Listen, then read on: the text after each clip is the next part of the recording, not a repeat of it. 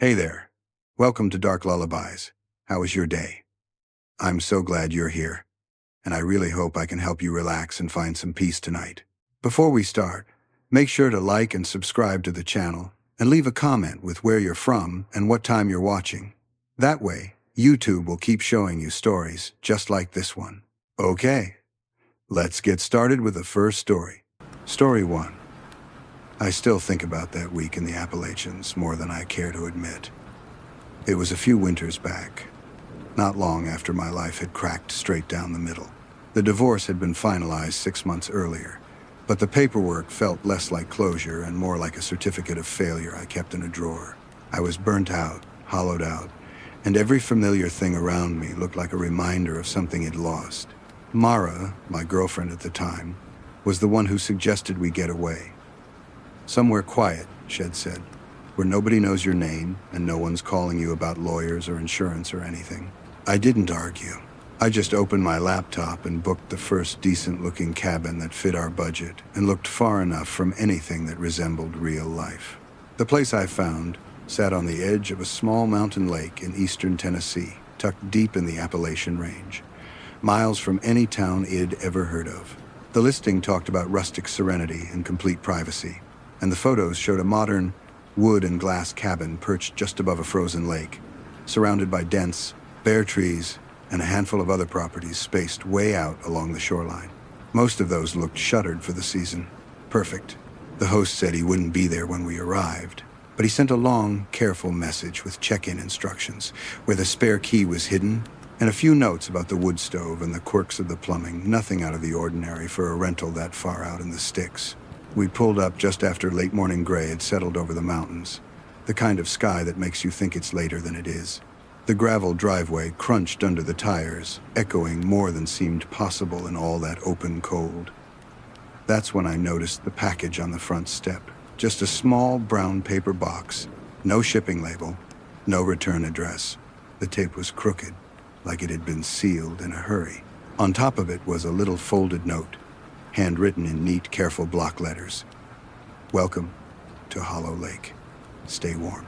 Something about the phrasing didn't quite match the tone of the host's messages, but I was trying hard not to be the paranoid, bitter post-divorce guy, so I chalked it up to local charm and tore it open. Inside was a tiny box of matches.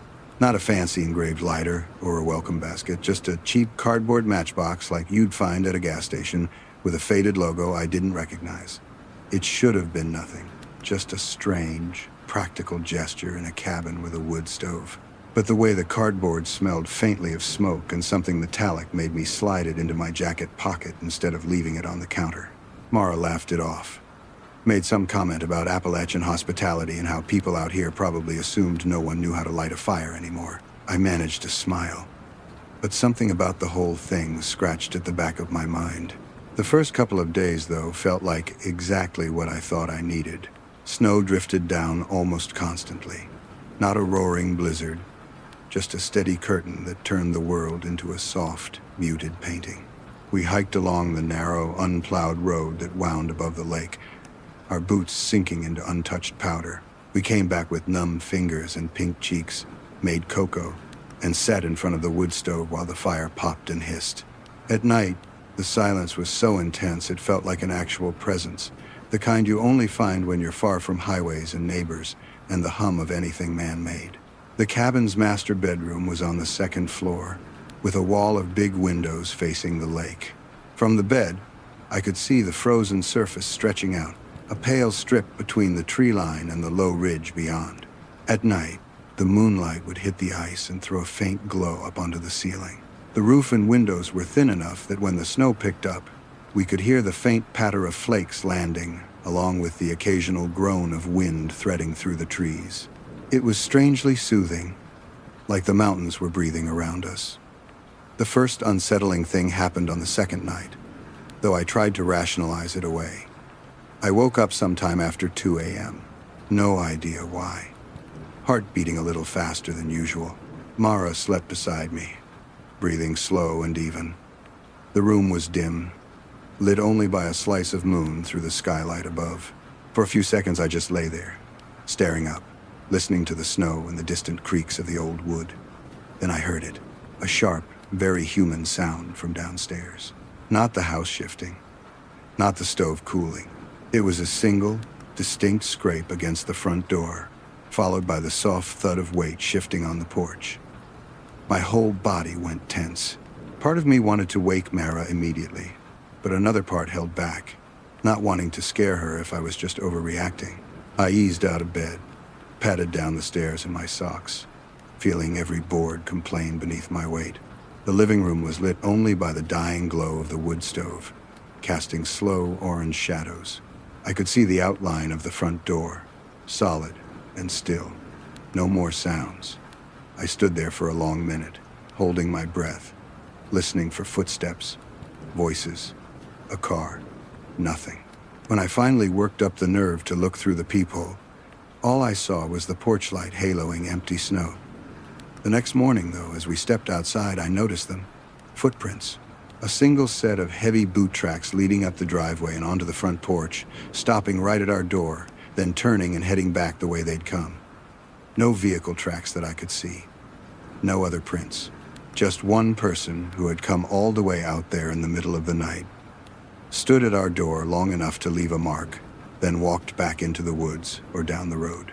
When I pointed it out to Mara, she went quiet for a moment and then suggested it might have just been the host checking on the place. But the host had said he lived over an hour away, and nothing in his messages made him sound like the surprise visit type.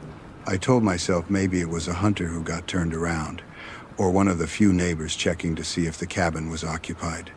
I tried to let it go. That's what you do when you've already been the guy who worries too much. Later that day, we followed a trail that looped around the far side of the lake, where the trees grew closer together and the snow hadn't been touched by plows or people. At one point, we passed a cluster of old birch trees not far from the shoreline, their bark pale and peeling. I almost missed it, but something about the repetition caught my eye. On 3 different trunks, all facing back toward our side of the lake, someone had carved the same shape into the bark, a crude outline of a house with 2 little squares beside it.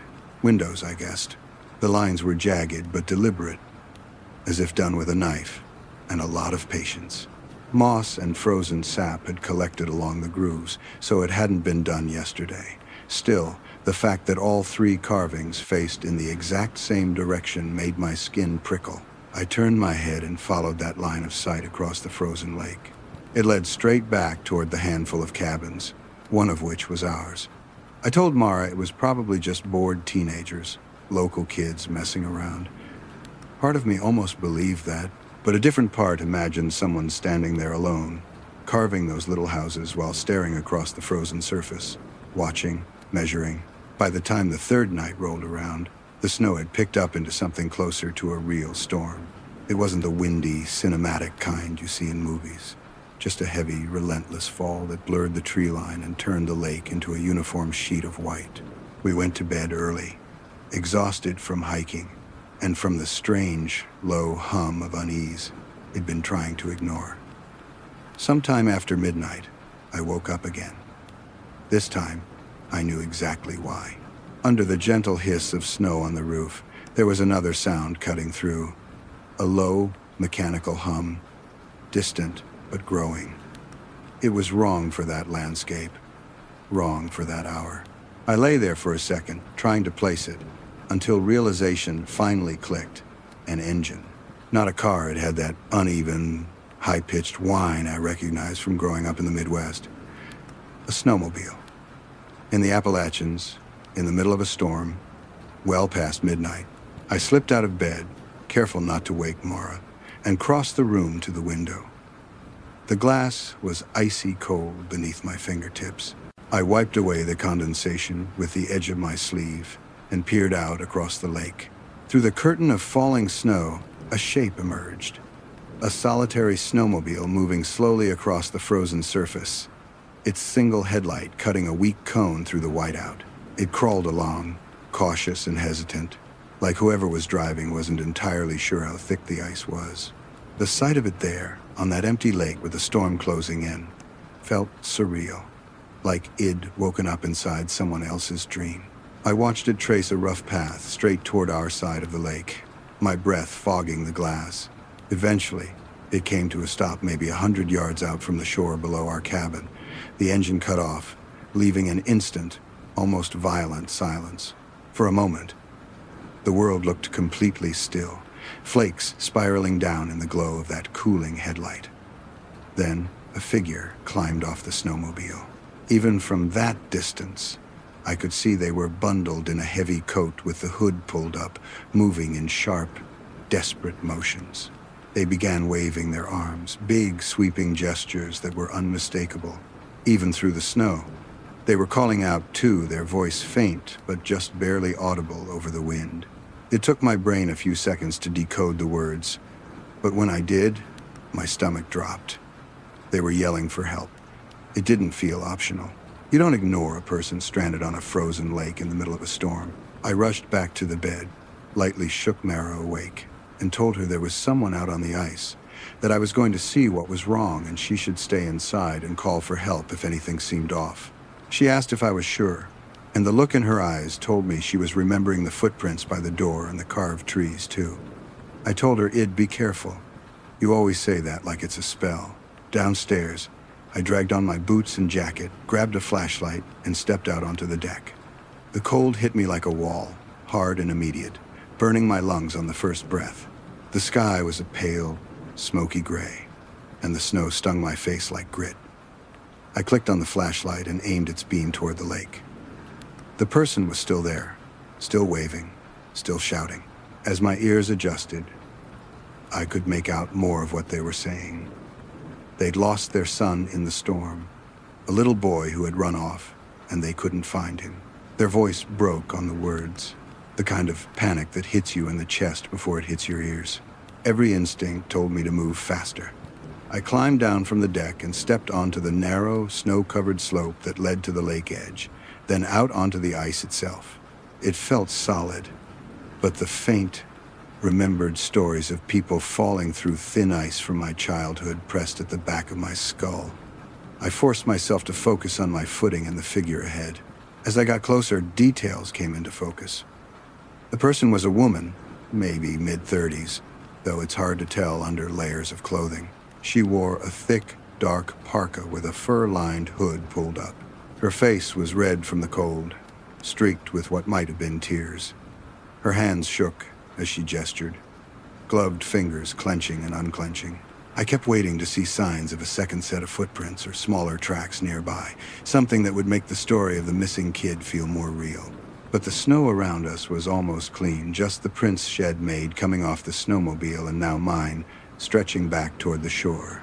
A small, rational part of my brain lifted its head at that, but the rest of me was still locked on the idea of a child alone in that weather. As I closed the distance between us, maybe 20 feet away, her story shifted slightly.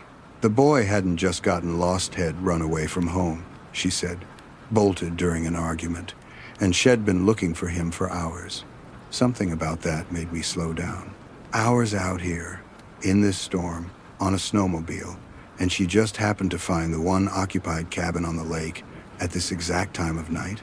I opened my mouth to ask how old he was, where Shed last seen him, basic details, anything that would make this feel more like a mother's frantic rambling than a practiced line. Before I could, she said something else. Her voice dropped in volume, but her tone sharpened, cutting right through the wind. "You still have those matches?" For a second, the question didn't land. My brain tripped over itself, trying to connect the words to something that made sense. Then my hand moved, unbidden, to the inside pocket of my jacket, where the little cardboard box from the first day still sat. The welcome package. The note. "Stay warm." The realization hit like cold water. This woman hadn't just wandered onto the lake and spotted a random cabin. She knew we were here. She knew what had been left on our step. That package had never been from the host. My stomach flipped, and I felt every muscle in my body go tight. There was a pause between us, just long enough for the air to feel sharper. Even through the falling snow, I could tell she was smiling now, a thin, knowing curve that didn't reach her eyes. Her hand disappeared into her coat.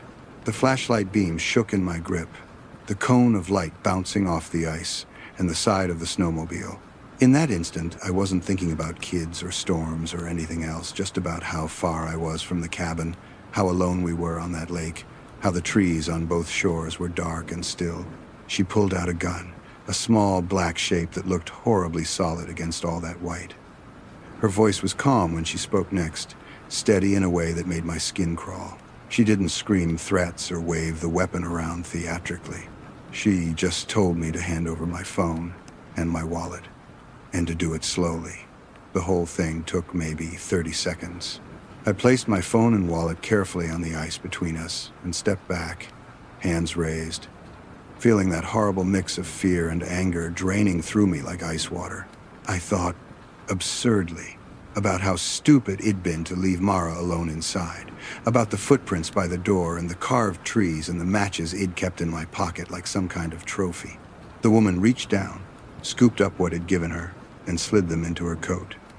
For half a heartbeat, I wondered if this was it, if she'd decided that our accounts and IDs weren't enough.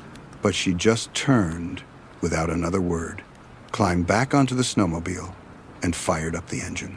The headlight cut across me again, startlingly bright, then swung away as she turned the machine around and disappeared into the white blur toward the far side of the lake. I didn't move until she was nothing but a faint echo of an engine.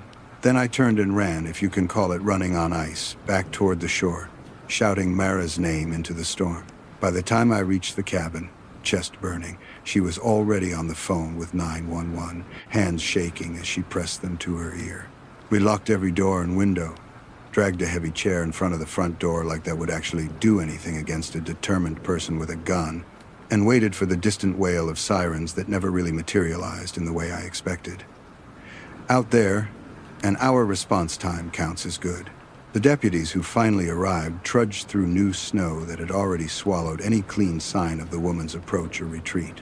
They checked the shoreline, followed what faint tracks they could see, and later told us they'd found what looked like an old, partially buried boat ramp on the far side of the lake, a place someone with a snowmobile could access without drawing much attention. They asked the usual questions, took notes, promised to log the report. They were sympathetic, but realistic. No plates, no good description, no security cameras, no witnesses besides 2 shaken city people up here for a week, who'd probably be back home by the time the snow melted. The host, when I called him, sounded genuinely horrified. He refunded our entire stay without me even asking, confirmed he had never left any welcome package, never hired anyone to do so. He said he'd talked to a neighbor who sometimes kept an eye on the place, though from the tone of his voice, I suspected that neighbor was more a concept than a person you could actually track down out there. After we got home, the whole thing sat with me like a stone in my chest. I kept turning it over in my mind, trying to make the pieces line up into something that felt rational. How had she known we'd be there that week? Had she watched us arrive? Or known from the listing calendar that it was booked? Had she been the one standing at our door that first night, leaving footprints and listening to the silence inside? Were those carved little houses on the birch trees just some bored kid's art, or had someone used them to line up sightlines, to mark which cabins were worth watching? It bothered me how much planning had gone into something that, on paper, was just a simple robbery. A phone, a wallet, a few cards that I canceled within hours, and some cash. People have told me it was probably just an opportunist, someone who got a twisted thrill from the theatrics, from the story they were creating in their own head. Maybe that's all it was. Maybe the horror is just that. Some people are willing to invest that much time into setting the stage for someone else's fear.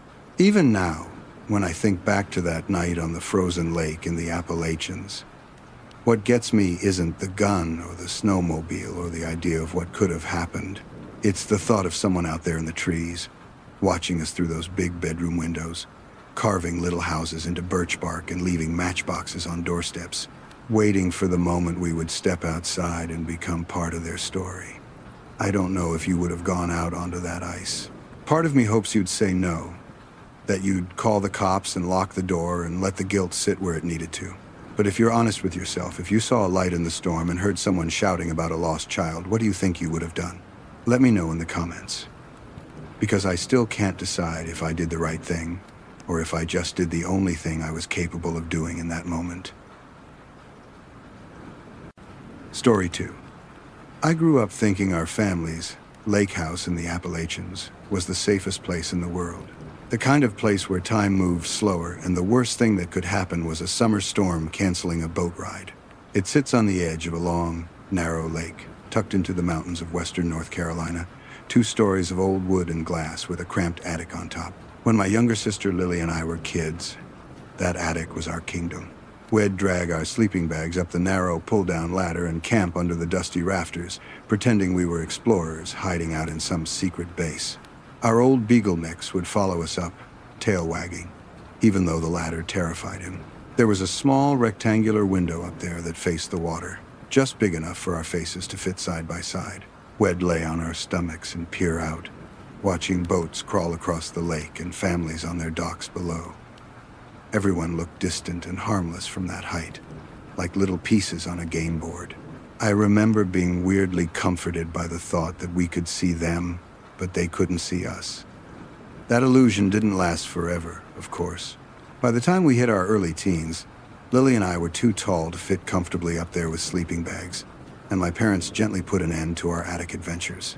It stung in that small, quiet way that all childhood endings do.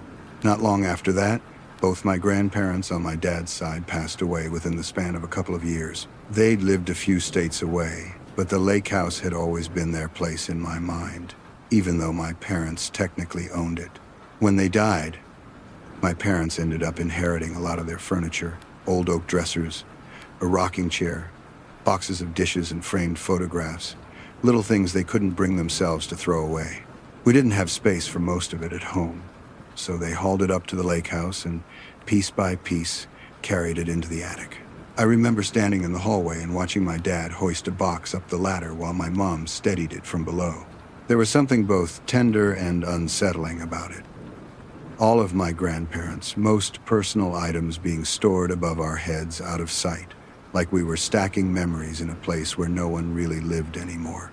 It comforted me back then to think that pieces of them were still up there watching over us, even if I know how naive that sounds now. As the years went on, it got harder for us to visit. My college schedule, Lily's school, my parents' work somehow, the summers filled up with internships, deadlines, and well-go-next-year promises. At best, we could squeeze in 1 week together at the lake, and even that started to feel like a luxury.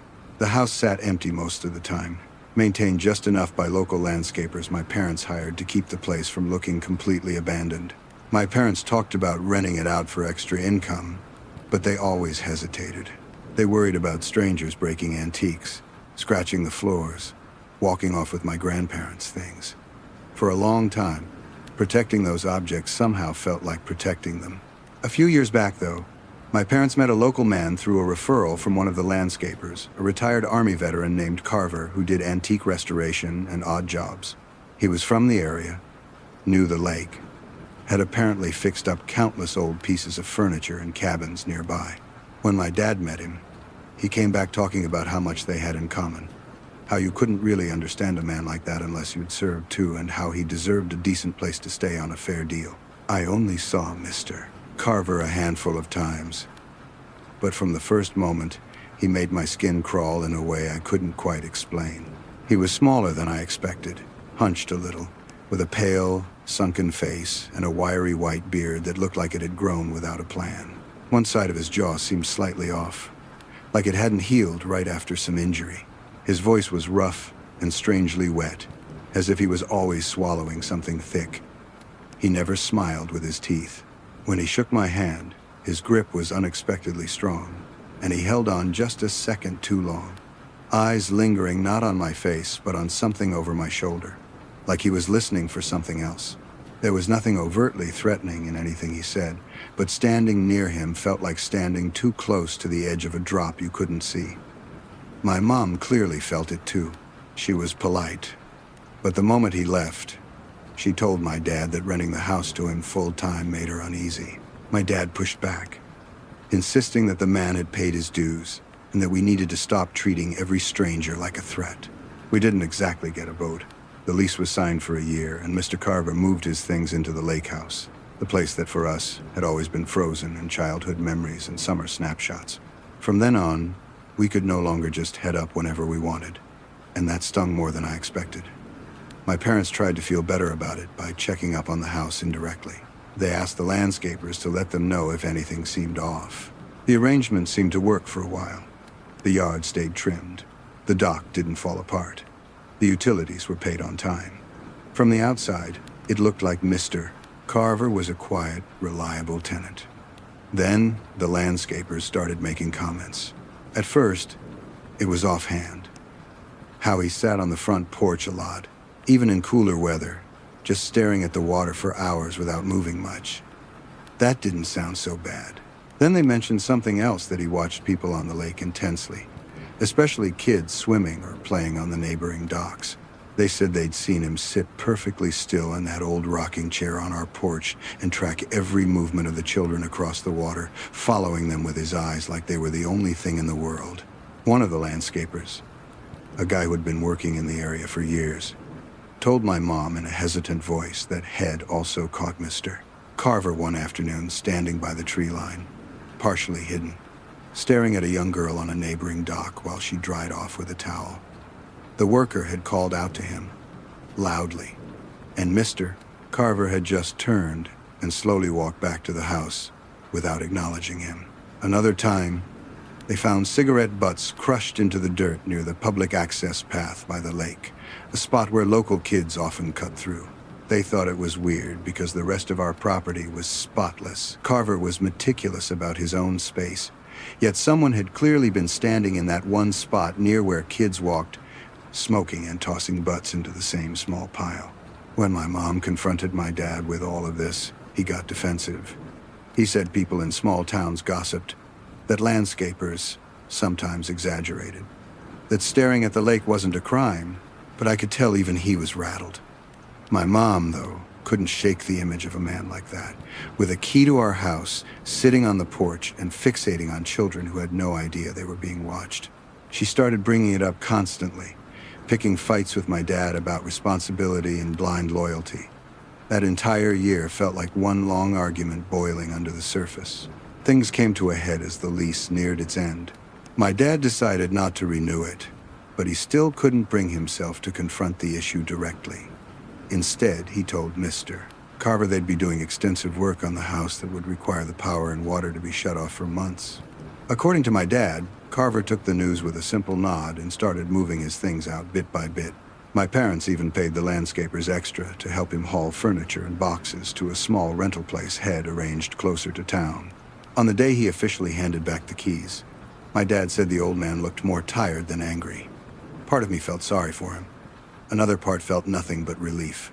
A year later, Lily graduated college, and my parents grabbed the chance to reclaim the place, to bring us all back to the lake house for a celebration before it slipped permanently into the haze of we should go back sometime. They had recently adopted a big, goofy black lab mix named Moose, and this trip would be the first time Lily met him. She couldn't stop talking about how excited she was to watch him sprint down the dock and belly flop into the water. The drive up felt like one long exhale.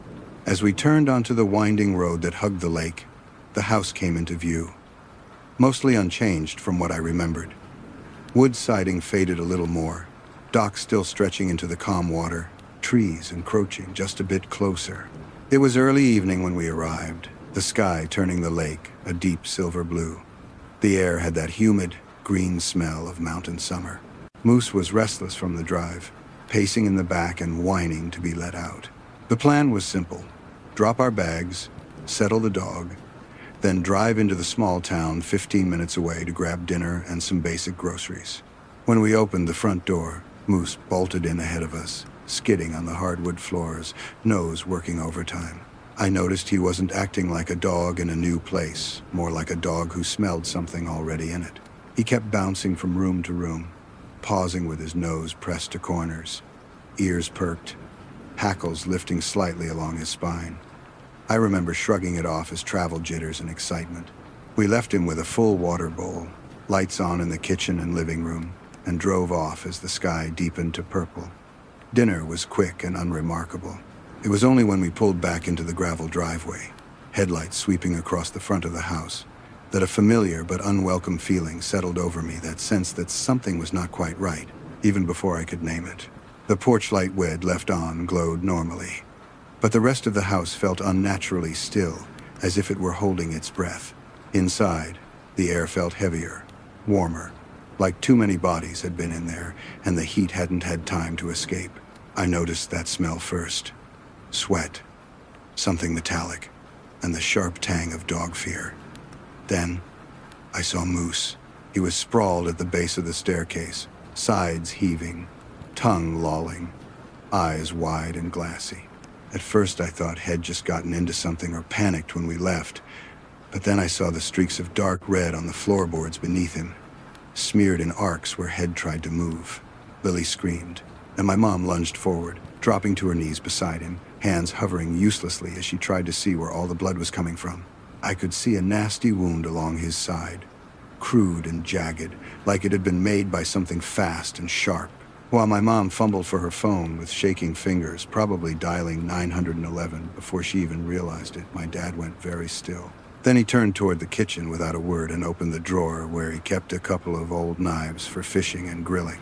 He picked one up, tested the weight, and walked past us, eyes scanning the darkened hallway like a man who'd already decided what he was willing to do. I grabbed another knife without thinking and followed, my heart pounding in my ears. The house didn't feel like ours in that moment. Every shadow seemed to hold a possibility, every creak a presence. We moved slowly from room to room on the first floor, clearing spaces that had once been so familiar I could navigate them in the dark. Everything was in place, though no overturned furniture, no broken windows, no obvious signs of forced entry. The only thing that stood out was a faint scuff mark on the floor near the hallway closet, like something heavy had been dragged or pushed quickly. My dad's eyes lingered on it, but he kept moving. When we reached the base of the stairs, he paused and glanced up. That's when I saw it too. The attic hatch, just a slightly darker square in the ceiling near the top of the staircase. It wasn't fully open, but it wasn't flush with the ceiling either. The thin gap along one side looked like a half-open mouth. From where we stood, I could see a faint, dancing sliver of light shining down through the crack, like the beam from a small flashlight being blocked and unblocked by something moving. For a moment, I stopped breathing. That was our childhood hideout. That was where my grandparents' boxes were.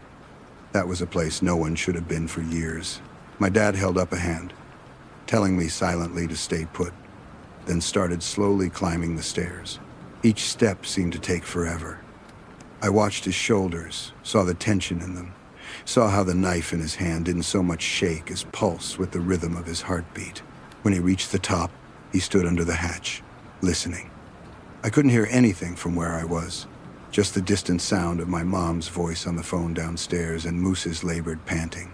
Then my dad reached up in one swift motion, grabbed the cord, and yanked the hatch open, letting the ladder unfold with a jarring crack.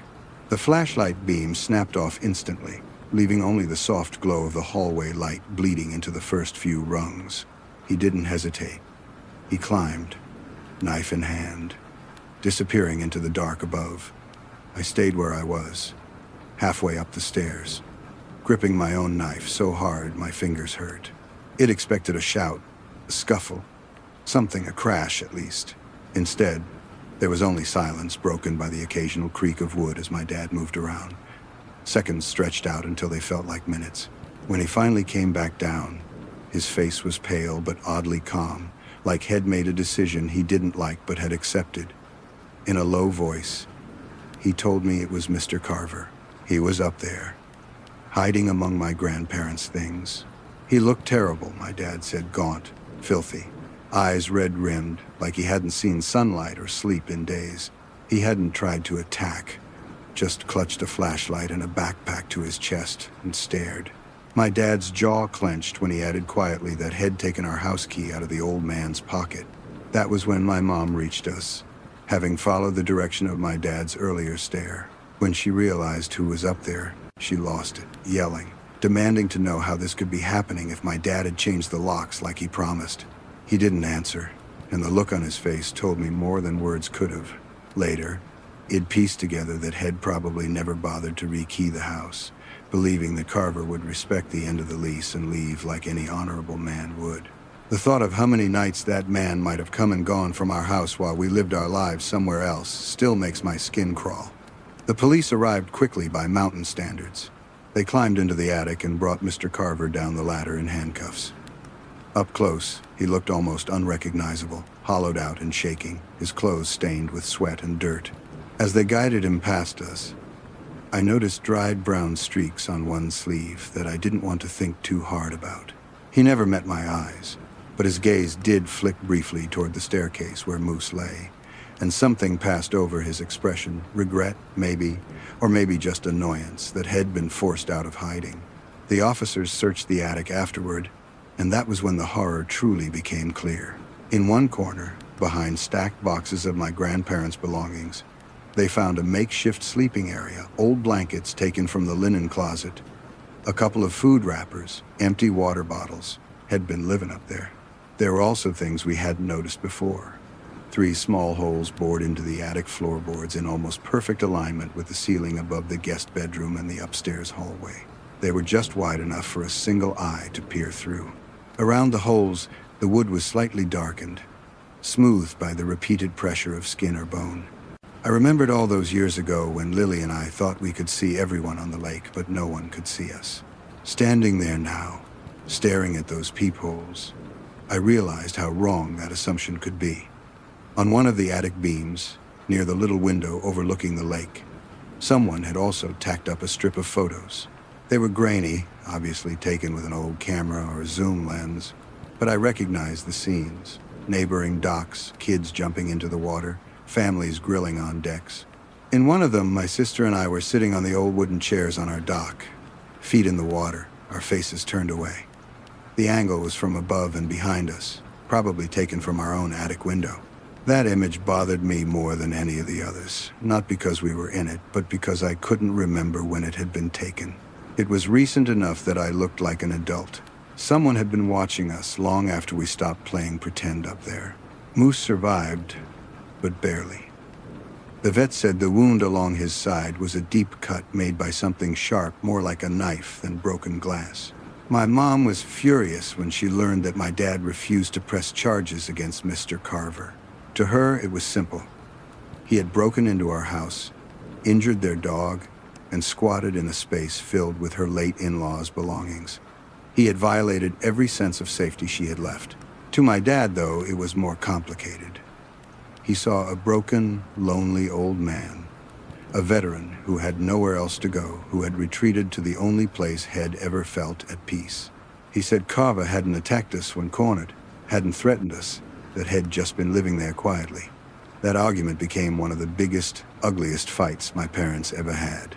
Voices were raised, old resentments were dragged out, and somewhere in the middle of it, the lake house, our childhood refuge, was transformed permanently in my mind. We haven't been back since.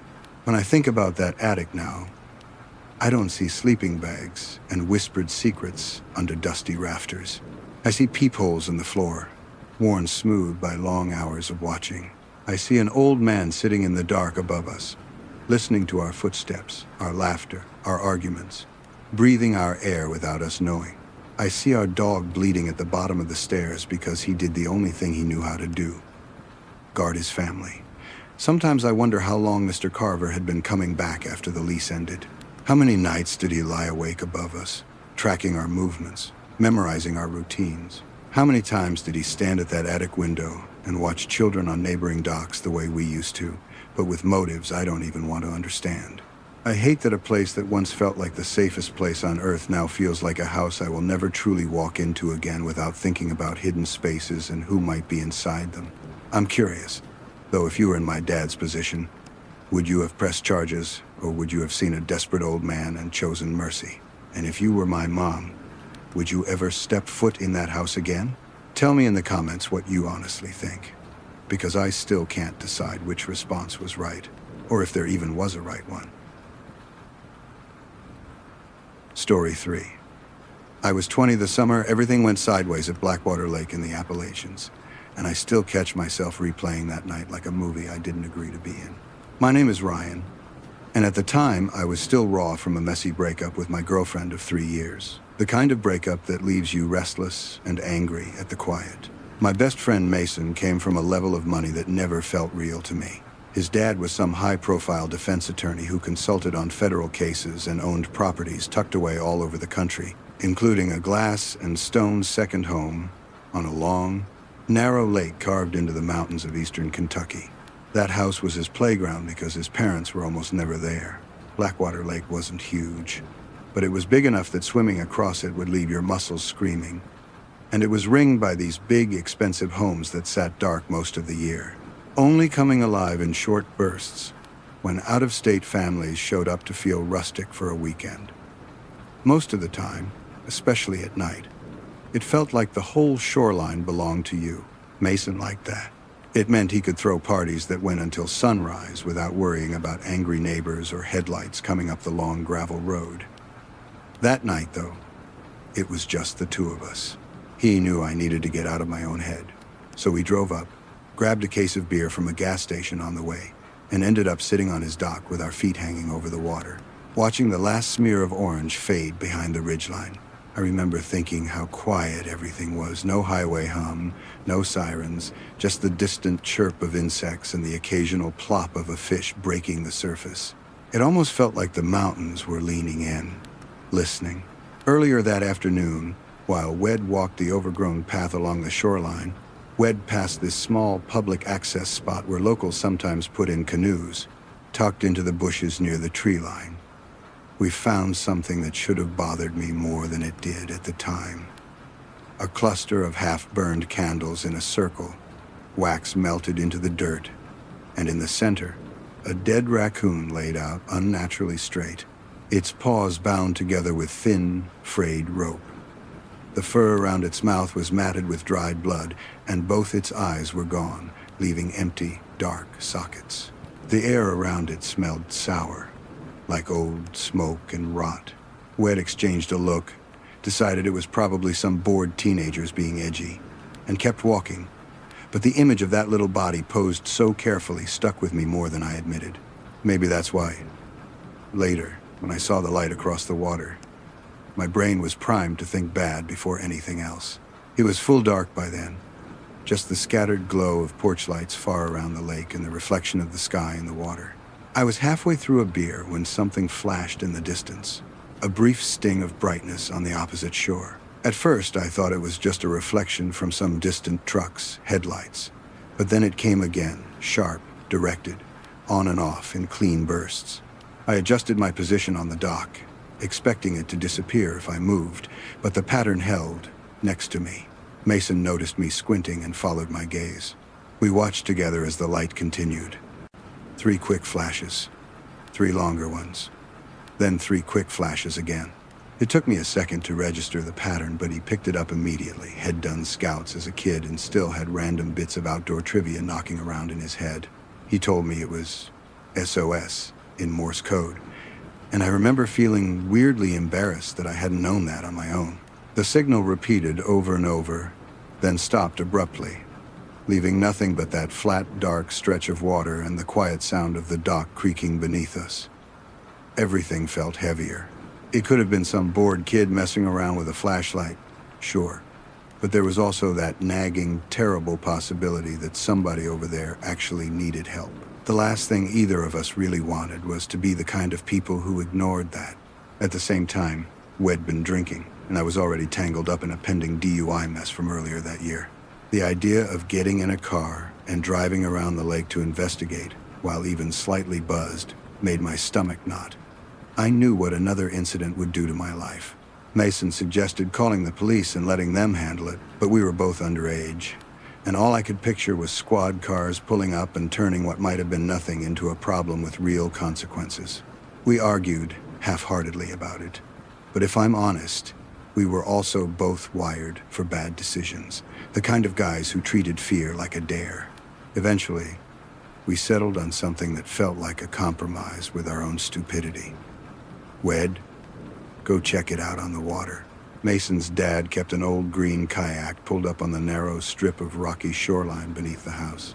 We lugged it into the shallows, the cold water soaking the edges of our sneakers. Before we left, we went inside and grabbed a couple of Mason's older brother's knives, cheap folding blades he liked to show off when he was in town, telling ourselves it was just for peace of mind. The whole thing had that initial adrenaline buzz of an adventure. We laughed as we shoved off, trying to keep our balance as we settled into the plastic shell and began to paddle. The laughter faded quickly as the distance between us and the house widened. The further we got from shore, the more exposed I felt, like we were tiny dots moving across a vast, empty page. The mountains were a black wall around us, the houses along the lake, mostly dark silhouettes. Our pedals cut through the water with soft, rhythmic slaps that seemed too loud. Halfway across, I glanced back at Mason's house. Its windows glowed a comforting yellow, but they already looked far away, like a postcard pinned to a wall Wed stepped through.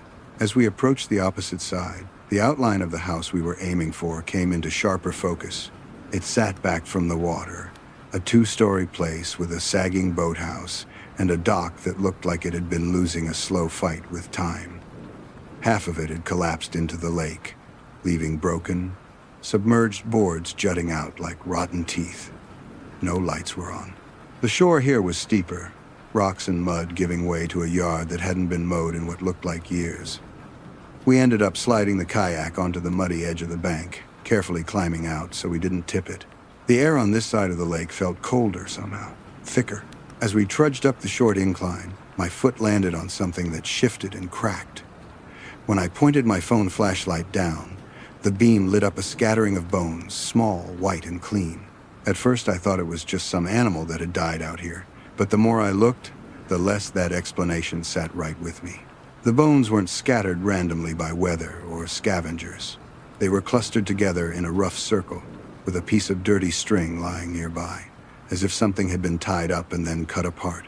Mixed in with them was a fragment of blue plastic that looked suspiciously like it had once belonged to a child's toy. My shoulders tightened. We were out of good explanations and stepping into the territory where you stop talking about things out loud because naming them gives them too much shape. We moved toward the house, sticking close to the shadows along the side instead of heading straight to the front door. Even up close, there was no sign of life, no car in the driveway, no motion inside, no sound except the wind filtering through the trees. One of the ground floor windows around the back was warped in its frame, the lock rusted and loose. With a careful push, it scraped open just enough for us to slip through one at a time. Inside, the temperature dropped noticeably. The air smelled of dust, mold, and something faintly chemical, like old cleaner that never got wiped up. I expected the inside of the house to be cluttered with old furniture and forgotten junk, but it was stripped bare. The floors were empty, the walls unadorned.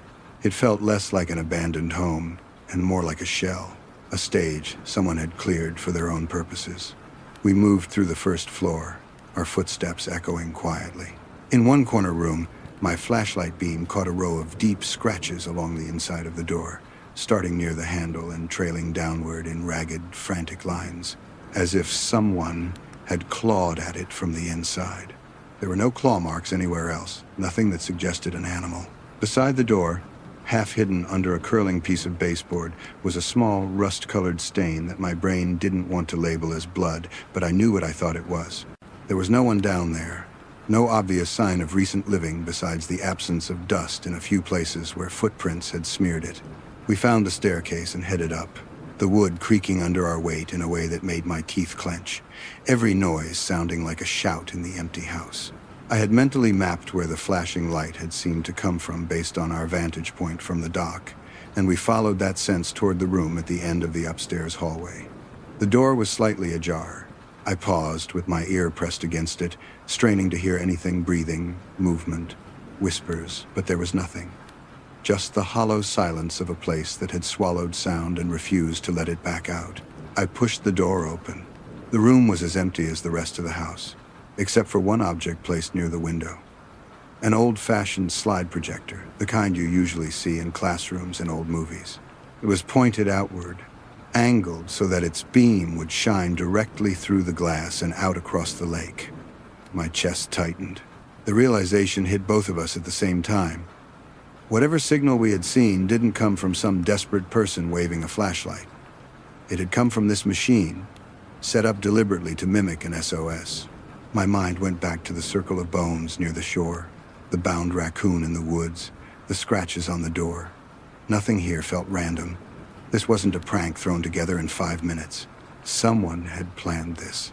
Someone wanted people like us to see the signal and come investigate. The hairs on the back of my neck lifted. For a second, the air in the room felt too thick to breathe. I heard Mason suck in a sharp breath behind me, and then suddenly he was gone. The sound of his footsteps pounding back down the hallway, abandoning any pretense of moving quietly. That snapped me out of my frozen state. I turned to follow him, adrenaline flooding my veins. As I stepped into the hallway, a noise came from behind me. A soft but unmistakable scrape, like the sound of a closet door opening in the room Wed just left. I didn't look back. In some situations, curiosity gets you answers. In others, it gets you killed. This felt like the latter. I sprinted after Mason, my heart slamming against my ribs. As we barreled down the stairs, another set of footsteps joined the echo, heavier than ours, deliberate and fast. They came from the upper hallway, then the stairs, then hit the first floor with a thud that made my body want to collapse in on itself. Whoever it was, they threw their weight into every step like they didn't care who knew they were coming.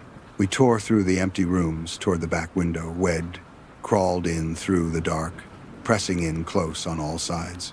I could hear the footsteps gaining on us. Not frantic, but relentlessly steady. The pace of someone who knew the layout far better than we did and wasn't worried about tripping. My fingers fumbled on the warped window frame for a split second that felt like an eternity. Then it came loose and Mason shoved himself through, dropping hard into the wet grass outside. I followed, feeling the rough wood scrape my back as I forced my body through the gap. As I pulled my legs free from the sill, the footsteps hit the room Wed just left. It sounded like the difference between distant thunder and a strike overhead. I hit the ground running, sliding a bit in the mud before pushing myself upright. Mason was already at the water's edge, and when I followed his line of sight, my stomach dropped. The kayak was gone. The spot where Wed left it was just dark water lapping against the bank. For a second, my brain refused to process that. Then, from the side of the house, a shape detached itself from the shadows and started toward us. It was a man, taller than either of us, wearing dark clothes that blended into the night. Even in the low light, I could see the purposeful set of his shoulders and the way his hands were curled into loose fists, like he was more than comfortable with the idea of using them. I couldn't make out his face, but there was something infinitely worse in that than any distinct expression. He was just a blank threat, the embodiment of every bad assumption Wed made. I grabbed for the knife in my pocket, fingers clumsy. I had this stupid, fleeting thought that maybe we could stand our ground, that two of us with blades against one guy would at least be enough to slow him down. Then Mason made his choice, and it made mine for me.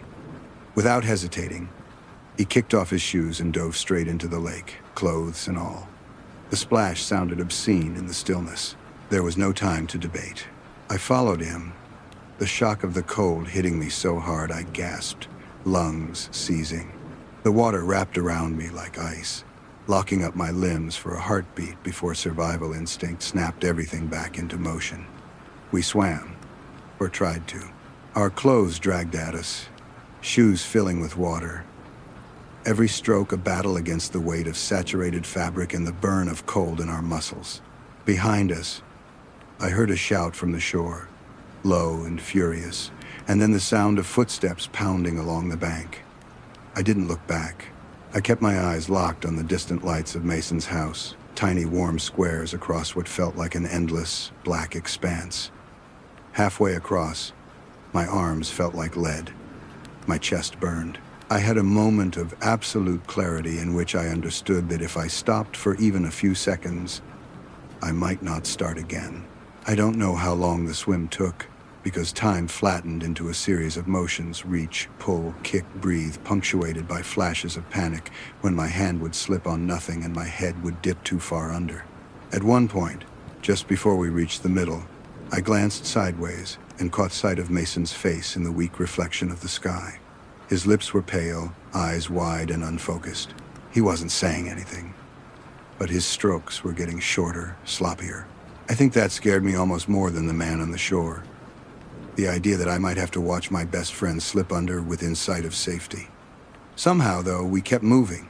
The lights on the opposite shore grew larger, then sharper, until I could make out the outline of the dock. When my fingers finally brushed against one of the submerged supports, the relief was so intense I almost sobbed.